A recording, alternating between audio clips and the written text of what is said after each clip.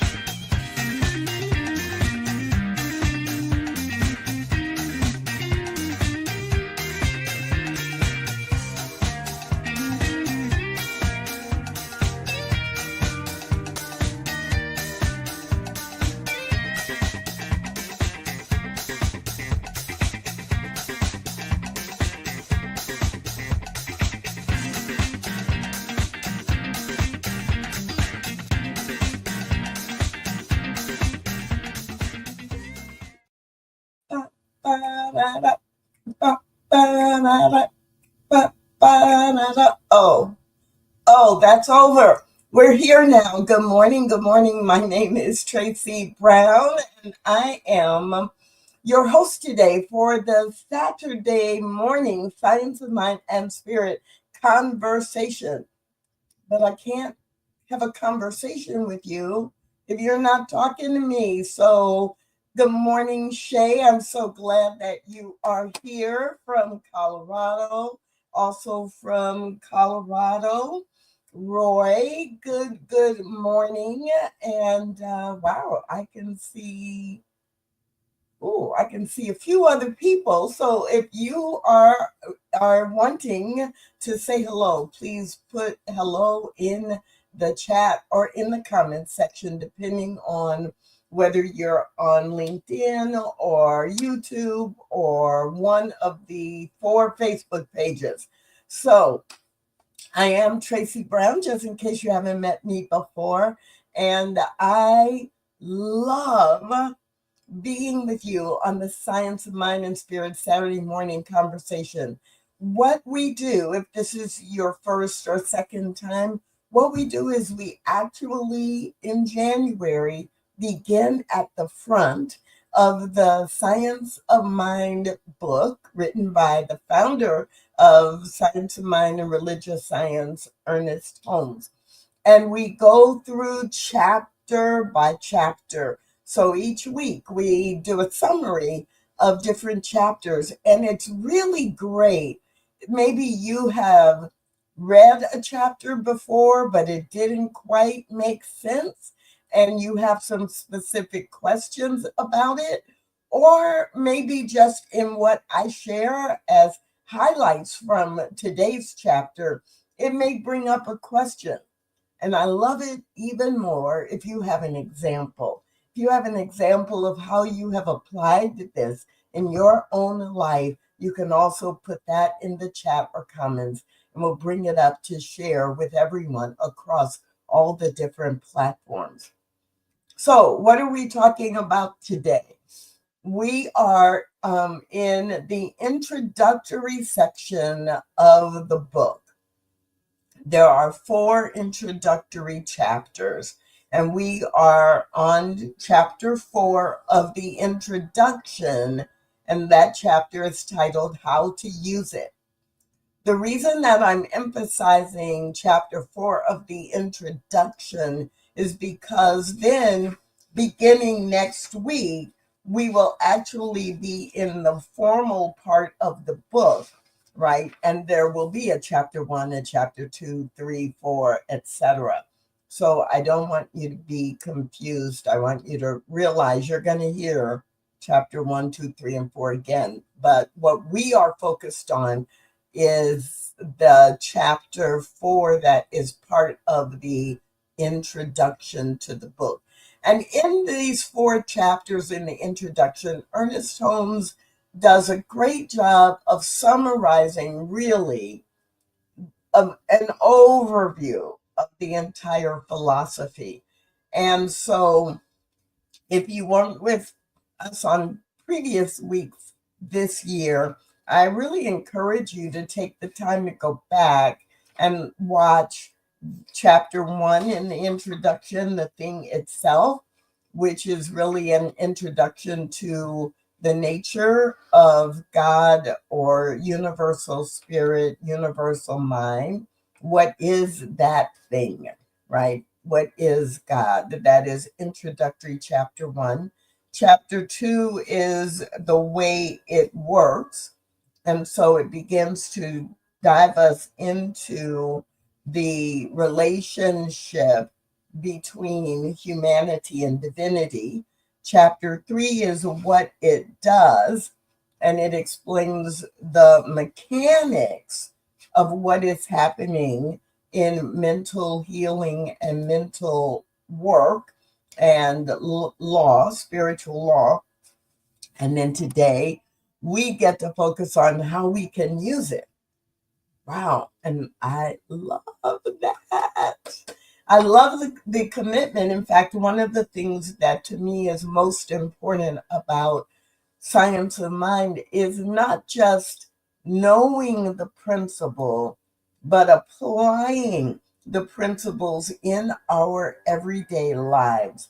So I didn't consciously and intentionally choose how to use it. Chapter 4 in the introduction, I just signed up for the week, not realizing what the chapter was going to be. So let's dive in. If you have a copy of the definitive edition of Science of Mind, we are looking at pages 51 through 60. Pages 51 through 60, introductory chapter, how to use it. So, Ernest Holmes begins like this, quote, "One of the great difficulties in this new order of thought is that we are likely to indulge in too much theory and too little practice." I could stop right there. I remember the first time I read this, I was like, I don't care what he says, I love him because there are so many philosophies where it's, do you know it? Have you memorized it? Can you tell people about it? Can you quote it? But nobody's looking at how are you using it to change your life, to improve the world. So because I am focused on application, then there's no surprise that I love the way he began this chapter. And that's what this whole chapter is about. Continuing, as a matter of fact, we only know as much as we can prove by actual demonstration. That which we cannot prove may or may not be true, but that which we can prove certainly must be and is the truth. So he reminds us that if we're not applying it, we haven't proved it. We are not demonstrating how the law works and how we can use it. And so this chapter is all about that. In the second paragraph on page 51, he italicizes part of what I'm going to read, which is a reminder that, wait a minute, slow down. This is really important. As a matter of fact, all principles are as intangible, but the world at large has not yet come to consider the principles of mental practice in the same light that it considers other given principles of life and action. Its apparent intangibility is lessened whenever and wherever anyone actually demonstrates the supremacy of spiritual thought force over apparent material resistance.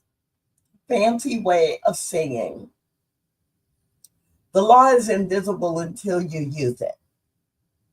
You can theoretically know or theorize how spiritual law works, but when you use it and you manifest a state of mind or an experience or a material thing, you are proving it to be true.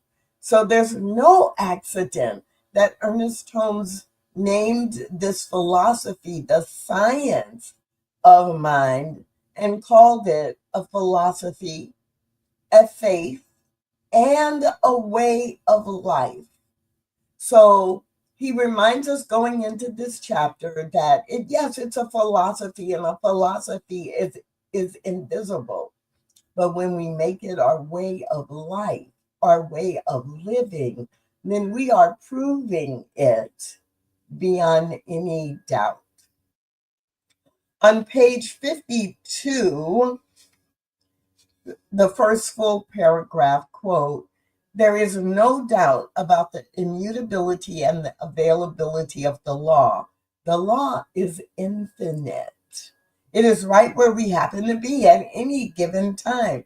It occupies all space and fills every form with differentiations of itself. The law also flows through us because it flows through everything. And since we exist, it must be in and through us. This is the crux of the whole matter. Infinite and immutable as the law is, ever present and available as it must be, the potential possibility of human probability, it must flow through us in order to manifest for us. Now, if you're not new to the science of mind, that probably makes complete sense to you, right? It can only do for us what it can do through us. We are directing the flow of universal consciousness. Our thoughts become things. When we change the way we think, we change what we experience in life. All of those things are pretty much pointing to the same thing, that the law is infinite, and how we use it, how we prioritize what's important about it, that is what determines, that is what influences what we experience and how we navigate our pathways through our human life, our human experience.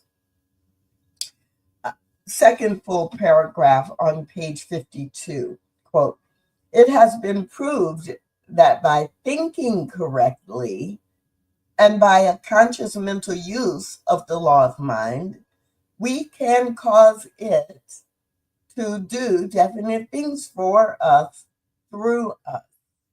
By conscious thinking, we give conscious direction to it or to spirit, and spirit, consciously or unconsciously, responds to our advance along the line of our conscious or subjective direction. Near the bottom of the page, hence it follows that if we believe that it will not work, it really works by appearing to not work. I'm going to read that again because maybe I wasn't reading it loudly enough that everybody could hear it. So I'm just going to repeat it. Last paragraph on page 52. Hence, it follows that if we believe that it will not work, it really works by appearing to not work. When we believe that it cannot and will not, then according to the principle of responding to what you are directing it toward, it does not. But when it does not, it still does because it's showing up according to our belief that it will not. This is our own punishment through the law of cause and effect. We do not enter in because of our doubts and fears. It is not a punishment imposed upon us by the Spirit of God, but an automatic result of failing to use the law of God constructively. You know, I'm going to have to just maybe almost leave that there because I could do a 30-minute or longer talk on just this point alone. I mean, has that happened? I know it's happened to me where I say I want one thing, but I don't really believe I can have it. And so I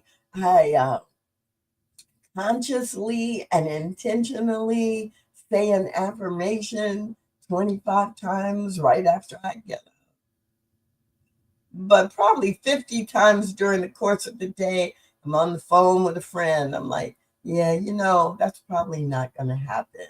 Or I'm doing some work and reading some emails, catching up on my email, and I'm thinking, yeah, here's the problem. Yeah, I don't have enough money to do that. I don't know how that's going to happen.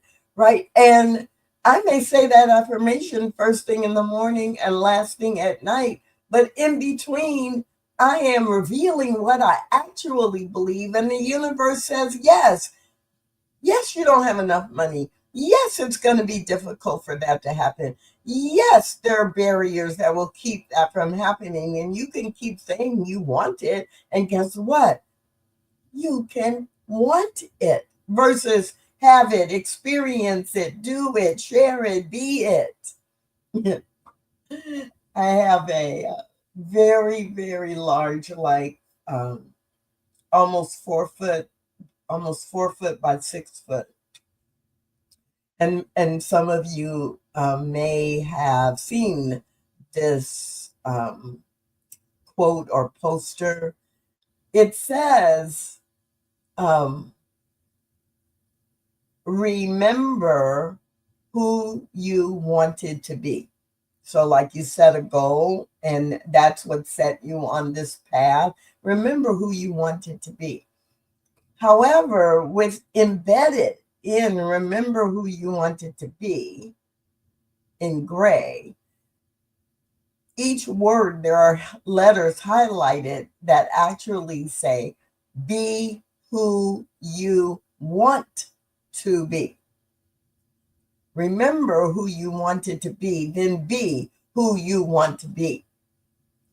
And it comes in small posters. It comes in all different sizes, but I have it 4 foot by 6 foot on a wall in in my meditation space bedroom. And I love that reminder because it's not just thinking, it's what is my predominant thought over and over. That's how I use the law. That's how I manifest what I want to manifest because I become that person, or I believe that this is what I deserve and what is in my best interest, my best and highest good. And so Ernest Holmes in this chapter is telling us we have to use the law. We have to use this invisible, always present, always receptive nature in order to manifest or turn our desire into something tangible, whether that is, having enough food to eat, or whether that is being selected for a TED Talk later this year. I must believe it because what I believe, the universe supports. I hope this is making sense to you. Do you have examples in your life where you did that, you used the law, or where you used the law to have a negative or an outcome that you did not desire? Because I definitely have done both, and they're both using the law. Okay, let's keep going because I'm only on page 53 and this chapter goes to page 60. Oh, yeah. Okay, let's dive in. On page 53, I have highlighted in the last two paragraphs on page 53 in case you're following along. We should learn to control our thought processes and bring them into line with reality, capital R reality, the reality of God, the reality of nature. Thought should tend more and more toward an affirmative attitude of mind that is positive, stable, and above all else, toward a real unity with spirit that is already complete and perfect. So I'm not begging, I'm not pleading, I'm not hoping, have I been good enough? Would you please, please, please, pretty please with the cherry on top, give me what I'm asking for? No, I am unified with this one energy that is designed to respond to the pattern of thought and the clarity of desire in order to develop, in order to deliver, that's the word, in order to deliver on this pattern. So Ernest Holmes reminds us, last paragraph on page 53, we should be able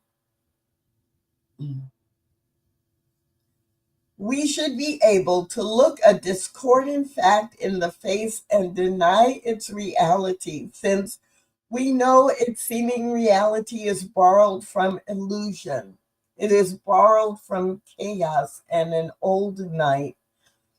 Our standard is one of perfection. In the Bible, in the book of Matthew, chapter 5, verse 48, be ye therefore perfect, even as your Father which is in heaven is perfect. We should be able to look at a wrong condition with the knowledge that we can change it. The realization that we have this ability must be gained by the application of our knowledge. We can read this over and over, but unless we apply it, we don't actually begin to believe it. And we must, absolutely must, look all the discordant facts in the face and deny its reality. Okay, so I am holding back. Well, maybe I'm not holding back tears. I am on the verge of tears because of several reasons. Number one, true confession, I never pre-read the chapter that we're sharing. Never is a strong word. It would be rare for me to pre-read. I know what chapter it is. And, at 3 minutes before start time, I pick up the Science of Mind book and I open it to that chapter. And as I am sharing with you, I am reading it and summarizing it in real time. The reason that's standing out for me to share is because this paragraph, I kind of forgot it was in this chapter. And the first sentence in this paragraph, we should be able to look a discordant fact in the face and deny its reality, made me tear up because there are a lot of discordant facts that are happening in the world right now. Whether we are looking at war in parts of the world or disastrous fires in Southern California, whether we are looking at the polarity in the political parties and the political system in the United States and elsewhere, whether we are looking at more personal things happening in our lives, a death in the family, a diagnosis of a serious or terminal illness. Those are all discordant facts. And just in the last 10 days in my life, there are a lot of discordant facts that are showing up. And I am known for saying, Ernest Holmes teaches us to look a fact in the face and call it a lie. Obviously, that is a direct paraphrase of this sentence. Quote, we should be able to look a discordant fact in the face and deny its reality. Let me break this down just a little bit more. Sorry, you're getting the lecture. I'm on my soapbox, but this is critical in understanding how to use the law, how to use these principles. And I'm going to take a breath because I don't want to yell at you and point my finger.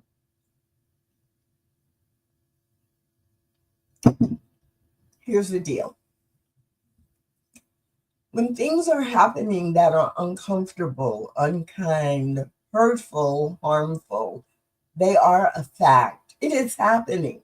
So we do not teach you to ignore the fact that your doctor has just told you you are in stage 3 cancer.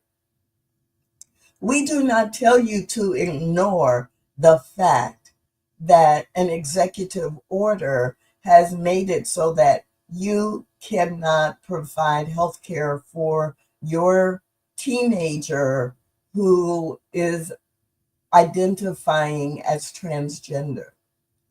We do not tell you to pretend that your nephew didn't die or that his death through tragic and unexpected causes is just it's not real. No, it's real. It's a fact of the human experience. It is physically happening. We teach you to look at that and go, wait a minute, this is not the truth of me, or this does not have more power than God to define my life.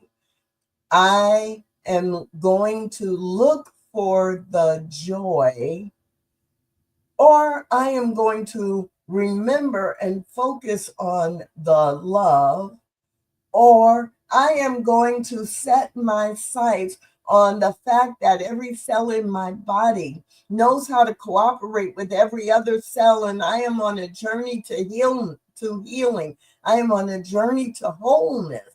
That's different than saying, well, my doctor says I have cancer, but I don't have cancer. No. Cancer has evidenced itself in my body. I'm going to look at that. Now, what do I need to do to return my body to wholeness? And that is where I do my work. I don't do my work fighting cancer and keeping it in my attention. I do my work in claiming healing and seeing myself as whole, as having mobility, as going to my grandchild's graduation, because the truth of me is that my body knows how to heal. And if I get to a point in the journey where I am clear that my body has gone so far to the point where there is no cure, then I am focusing on healing my mental and emotional, anything that's out of alignment mentally and emotionally, so I can live in peace. whether I'm living in the physical form or transitioning to my soul's truth. So I didn't know I was going to stay on this long, but it is so core, so central, and we can apply it to all the aspects of our lives: mental, physical, emotional, financial, our relationships, any part of our lives. So, repeating, bottom of page 3, we should be able to look at discordant fact in the face and deny its reality. And we're denying its reality as the will of God, denying its reality as a having more power than God or spirit in my life.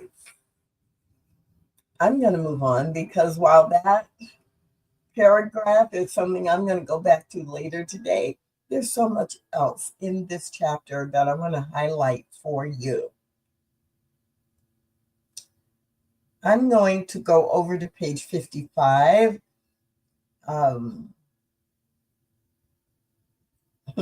That actually reinforces exactly what I was just sharing with you. Ernest Holmes gives an example, and near the end of the example, he says, this does not mean that you should refuse to hold conversation with people for fear they will neutralize the position you have taken in your mind, but that you should refuse mentally to accept the false position. You can then talk with anyone and not be disturbed. The time will come when we will let our conversation be in heaven and refuse to talk about, read, or think about those things that ought not to be. But someone will say, should we refuse to look at sickness, poverty, and unhappiness? That's not what we're discussing. We will never refuse to help the helpless or lift up the fallen, but we will refuse to wallow in the mud because of our human sympathies. Quoting again from the book of Matthew in the Bible, if the blind lead the blind, both shall fall into the ditch. Matthew 15:14. Of all the people in the world, the ones who have come the nearest to touching the seamless garment of capital T truth have been the most sympathetic and the greatest lovers of the race, of the human race. Jesus said, and I, if I be lifted up, not dragged down, will draw all men unto me. We are in the world and of it, and it is good that it is so. The world is all right when we view it correctly. The world has never yet followed the simple ethics of Jesus. Yet it is loud in its proclamation that it is Christian. I know some of you are like, whoa, did Ernest Holmes just write this in the last 6 years or 8 years? No, Ernest Holmes wrote this in the 1920s, and it still is true today. And he follows that comment about the world has never yet followed the simple ethics of Jesus, yet it is loud in its proclamation that it is Christian. This statement is not written in a spirit of controversy. This statement is not written in a spirit of controversy. It's a one of conviction, and will make its appeal only to those who are convinced.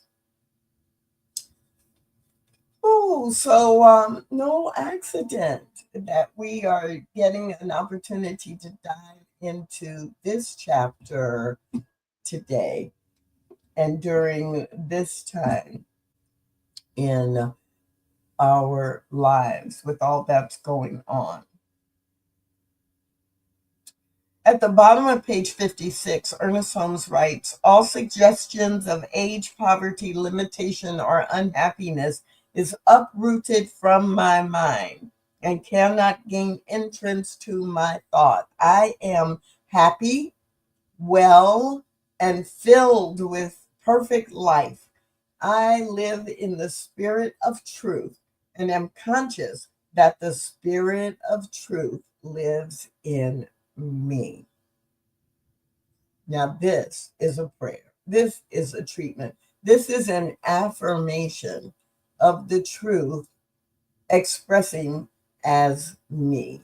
And so I am always impressed by how Ernest Holmes can, in the middle of a chapter, drop what is in effect a perfect treatment, a perfect prayer, a perfect affirmation. And this is one of them. He goes on to write, the truth is instantaneous in its demonstration, taking only such time as its unfoldment as is inherent in the law of a logical and sequential evolution, meaning it's instantaneous in the invisible, and there may need to be some things that need to be moved around, or some people who need to be moved to different places in order for us to experience in a physical way the manifestation. And while we understand that, the belief and the training and the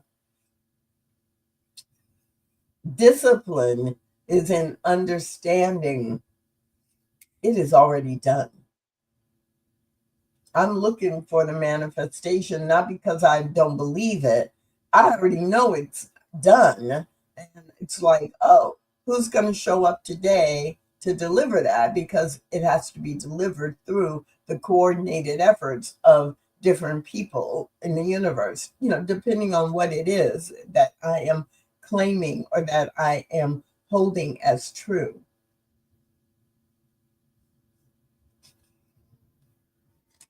So then Ernest Holmes on page 57, 2/3 of the way down, begins to give us some, I was getting ready to say advice, but not really advice, beginning to give us some instruction for how to use these principles that he has just reminded us of in this chapter. So the paragraph that begins with the one who wishes, second from the bottom. The one who wishes scientifically to work out the problems must daily take the time to meditate and mentally treat the condition, no matter what the apparent contradictions may seem to be. Repeating, the one who wishes scientifically to work out their problems must daily take the time to meditate and mentally treat the condition, no matter what the apparent contradictions may be. You are working silently in the law, and the law will find an outlet through faith. You are working through the law, and the law will find the outlet through your faith. This law is the law which puts the act into all action. It's the invisible actor working through us to will and to do. That sounds like that should be in a song. This law is the law which puts the act into all action, or a poem. The law, this law is what puts the act into action. Okay, I'll think about that after today's show. It's the invisible actor working through us to will and to do. As a result of right treatment, the mold formed in the subjective mind by the treatment makes possible a concrete manifestation. The treatment is an intelligent energy in the invisible world. It's a spiritual entity working through the law of mind and It's an actual force that is now consciously directed. Therefore, it must produce specific results. This will seem strange to those who have not given thought. No, this will not seem strange to those who have given thought to the subject. A treatment is a spiritual entity in the mental world, and it is equipped with power and volition, as much power and volition as there is faith in it. So if you are relatively new to science of mind and you're hearing me say the word treatment, treatment is a form of affirmative prayer, and it is a treatment of a condition, just like I take 2 Advil after I go roller skating to treat my sore muscles. A spiritual or a mental treatment is using the power of the invisible thought and law through faith to deliver a different outcome. So if the condition is that I am worried about some of the impact on myself and millions of other people as a result of the recent executive orders, I will notice the worry, will observe and the fear, and I will do a treatment that reminds me, no, I am that I am. I am that. I am that peace that is the peace of God. I am that power that is the power of God. I am taking these actions. I am seeing this outcome. And it is a treatment to counteract the anxiety and the fear, to replace the anxiety and fear with my what is already true in my spiritual or divine nature. So don't be confused about the word treatment. It really is just, our shorthand for using a specific process or type of affirmative prayer to realign ourselves or the person or the environment we are shifting in order to realign it with its spiritual truth. So we are in the last couple of pages of this chapter, and I just want to highlight maybe 3 or 4 other key points that Ernest Holmes gives us in bringing us to the close of the introduction to the entire book. At the bottom of page 58, Ernest Holmes writes, "We should work not with anxiety, but with expectancy. We should work not by coercion, but with conviction. We should work not through compulsion, but in a state of conscious recognition and receptivity. We do not have to drive or push, but we must accept and believe. We should then leave everything to the law, expecting a full and complete proof of our faith. We shall not be disappointed nor chagrined, for the law is our faithful servant." Middle of the page on 59, a practitioner of science of mind, anyone who is practicing science of mind principles in their lives. This is a lowercase p practitioner on page 59. A practitioner consciously removes the apparent obstruction and leaves the field open to a new influx of spirit.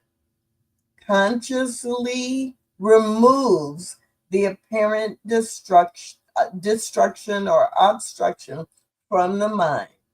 Consciously moves it in order to leave an open field for spirit to whoosh in.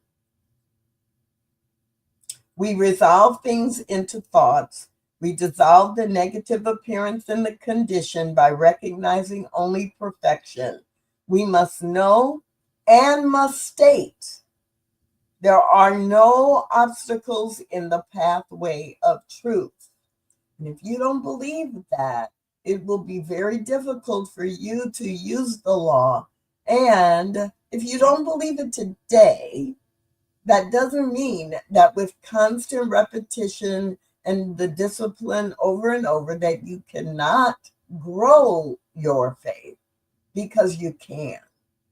It is simply that we must know and believe and state. I love that Ernest Holmes goes know and state, like put it into the physical. You must know and then state that there are no obstacles in the pathway of truth. And then you live from that place, not from the fear, not from the anxiety, not from the pain, not from the resentment. You live from the truth of knowing there are no obstacles in the pathway of truth. You can't put obstacles in the pathway of truth. You cannot be blocked by obstacles in the pathway of truth if you are using the law.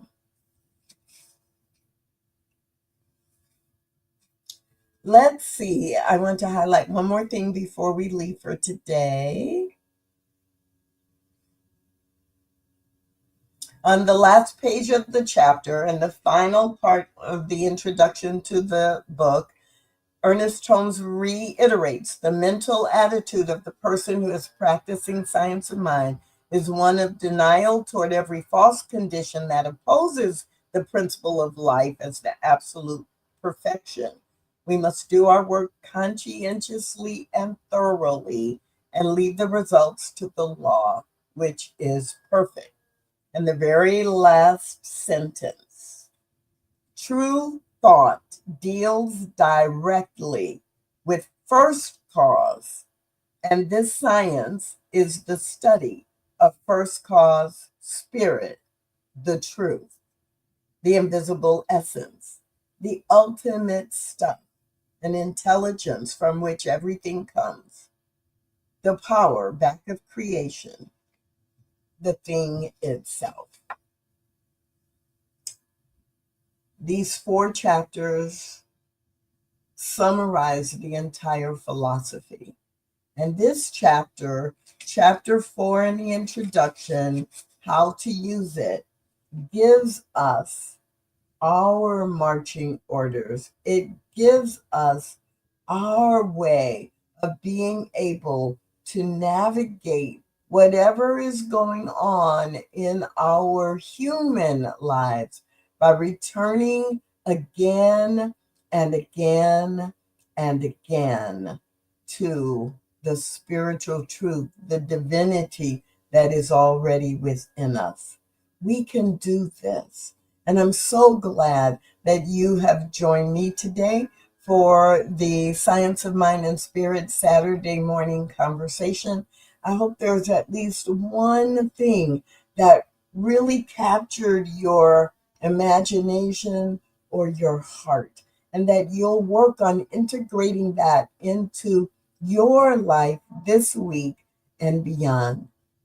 And join us again next Saturday morning, right here on the New Thought Media Network, for these Saturday conversations about the science of mind and spirit, where we will be talking about the first chapter in part 1, The Nature of Being, where Ernest Holmes says, this chapter, this whole section is about what we believe about God. My name is Tracy Brown, and I hope to see you again soon. Have a great week.